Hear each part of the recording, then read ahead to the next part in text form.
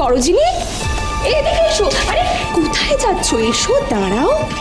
অরো, এই বাড়ির নিউয়েস্ট মেম্বারের সাথে তোমার আলাপ হয়েছে কি Saroj?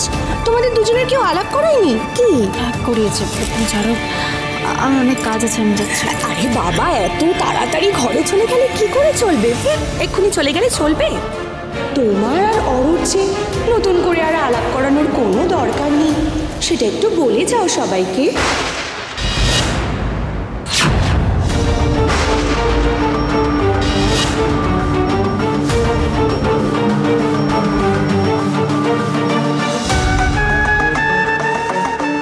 Yes, am I right?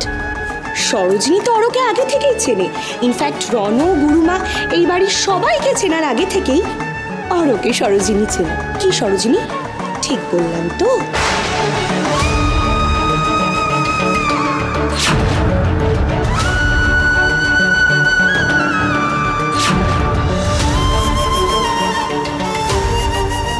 তুমি কোথাও একটা ভুল করছো অ্যাশ। সরোজিনী অরোকে আগের থেকে কি করে চিনবে? বিয়ের পর তো অরো এই প্রথমবার বাড়িতে এলো। রণ, ইউ সো সিলি। আমি তো বিয়ের পরের কথা বলছি না, আমি তো বলছি বিয়ের আগের কথা।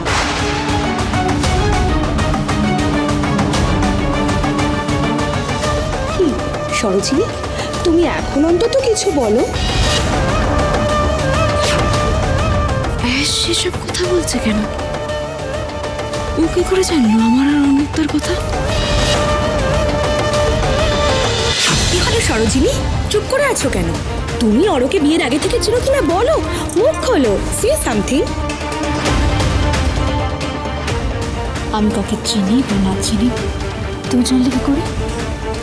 তুমি তো আলাদা করে আমার পিছনে গোয়েন্দাগিরি করছিলে। সরোজিনী, এটা তো আমার প্রশ্নের উত্তর হলো না। কিভাবে জানলাম, দ্যাটস নট দ্য আনসার। তুমি অরোকে বিয়ের আগে থেকে চেনো কিনা, এটা হচ্ছে আসল প্রশ্ন।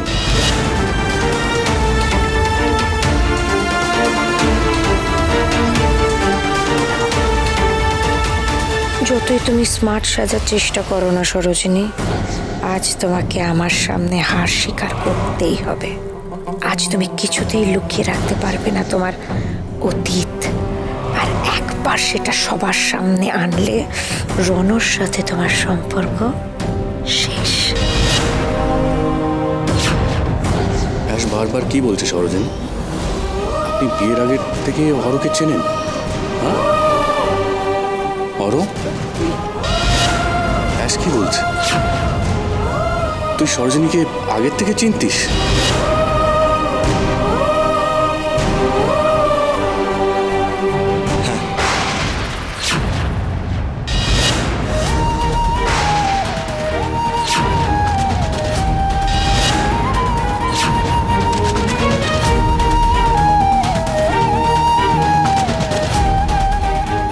কি বলবে অর্ণবদা? শুধুই কি এইটুকুই বলবে আমি ওনার স্টুডেন্ট ছিলাম? নাকি সবকিছু বলবে? কিন্তু সবকিছু শোনার পর মিস্টার চ্যাটার্জি কি আমাকে আর কাছে টেনে নেবেন?